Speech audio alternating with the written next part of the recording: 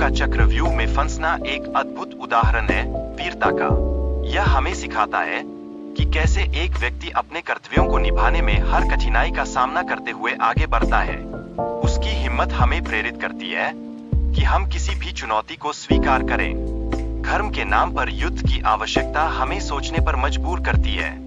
यह युद्ध बाहरी शत्रुओं के साथ साथ अपने रिश्तेदारों से भी होता है। एक सच्चा योद्धा अपने धर्म की रक्षा के लिए हर स्थिति में खड़ा होता है। द्रौपदी की इज्जत की रक्षा करना इस युद्ध का एक महत्वपूर्ण पहलू है। यह हमें बताता है कि रिश्तों में संघर्ष भी उतना ही गहरा होता है जितना युद्ध की तलवारें। ऐसे संघर्ष का सामना करते हुए हमें अपनी जिम्मेदारियों को समझना चाहिए। श्री कृष्ण ने पांडवों को वनवास के समय का सही इस्तेमाल करने की सलाह दी है। यह समय उन्हें और भी मजबूत बनाने का है। हमें भी अपने जीवन में कठिनाइयों का सामना करते हुए अपने को तैयार करना चाहिए।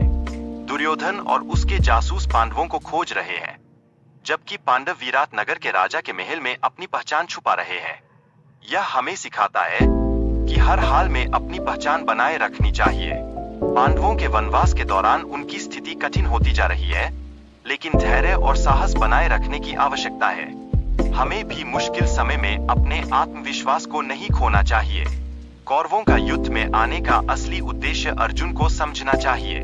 यह धोखे से बचने का समय है। हमें अपने छुपे हुए दुश्मनों को पहचानने का साहस रखना चाहिए। धर्म और परिवार के लिए लड़ाई के परिणाम को समझना जरूरी है। अपने निर्णय में सच्चाई देखना ही सबसे बड़ा धर्म है। यही हमें सच्चे योद्धा बनने की प्रेरणा देता है। अर्जुन को याद दिलाया गया है कि उसकी मां ने उसे विजयी होकर लौटने का वचन दिया था। यह उसके भीतर की शक्ति को जागृत करता है। हमें भी अपने वादों को निभाने की ताकत रखनी चाहिए। आध्यात्मिक ज्ञान सुनने का अवसर विशेष है। सभी देवताओं ने इस ज्ञान की ओर ध्यान दिया है। यह ज्ञान हमें सही राह पर चलने की प्रेरणा देता है। भगवान श्री कृष्ण ने अर्जुन को अपने कर्तव्य के प्रति सचेत किया है। यह हमें याद दिलाता है कि अपने धर्म का पालन करना हमारी सबसे बड़ी जिम्मेदारी है। आत्मा की अमरता पर जोर दिया गया है। हमें यह समझना चाहिए कि हर प्राणी को एक दिन अपने शरीर को छोड़ना होगा, लेकिन आत्मा हमेशा जीवित रहती है। यही सच्चाई हमें सिखाती है कि हमें कभी हार नहीं माननी चाहिए। आत्मा की शाश्वतता का सिद्धांत हमें यह बताता है कि आत्मा कभी मरती नहीं है, केवल शरीर बदलती है। यह एक नैतिक जिम्मेदारी है जो हमें जीवन में साहस और धैर्य से आगे बढ़ने की प्रेरणा देती है। जन्म और मृत्यु का चक्र एक दूसरे से जुड़ा होता है। आत्मा की रोशनी नए शरीर में प्रवेश करती है। यह प्रक्रिया जीवन के हर चरण में जारी रहती है। हमें इसे समझकर अपने जीवन में नया अनुभव लेना चाहिए। जब मन और आत्मा का नियंत्रण होता है, तभी एक व्यक्ति सही मार्ग पर चल सकता है। इसके बिना उसे भ्रम में रहना पड़ता है। हमें चाहिए कि हम अपने मन को साधें और सही दिशा में प्रगति करें। इस जीवन में संबंध केवल शारीरिक होते हैं, आत्मा अमर है। इसलिए मृत्यु के बाद भी शोक करने की आवश्यकता नहीं है। हमें अपने आत्मा की पहचान को समझना होगा। संबंध केवल जन्म से जुड़े होते हैं और मृत्यु के साथ समाप्त हो जाते हैं।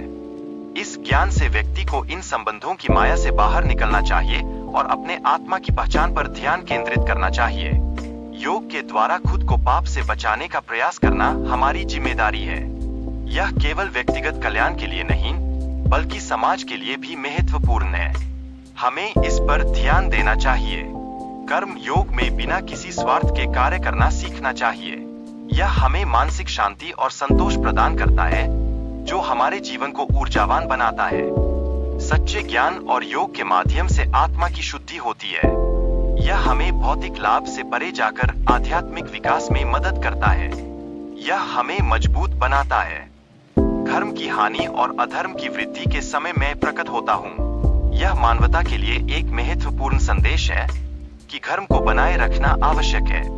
हमें इस सच्चाई को समझकर आगे बढ़ना चाहिए। मेरे अवतार के 3 मुख्य कारण हैं: संतों की रक्षा, दुष्टों का विनाश और धर्म की पुनर्स्थापना।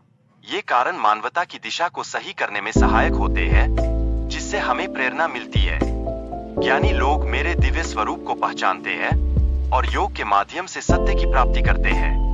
यह आत्मा के विकास का एक महत्वपूर्ण पहलू है। हमें भी इसे अपनाना चाहिए। भक्ति और आस्था के माध्यम से व्यक्ति अपने जीवन की कठिनाइयों का सामना कर सकता है। यह आंतरिक शक्ति को जागृत करता है और हमें मजबूत बनाता है। माया और संसार की कठिनाइयों को पार करना आवश्यक है। यह मोक्ष की ओर एक महत्वपूर्ण कदम है। हमें इसे पूरी ताकत से करना चाहिए। संघर्ष और प्रयास के बिना किसी भी फल की प्राप्ति संभव नहीं है। मेहनत से ही सफलता की ओर प्रगति होती है। यह जीवन का सबसे बड़ा सत्य है। सफलता की राह में कठिनाइयां आएंगी, लेकिन हमें हमेशा अपने लक्ष्य की ओर बढ़ते रहना चाहिए। यही एक सच्चे योद्धा का धर्म है।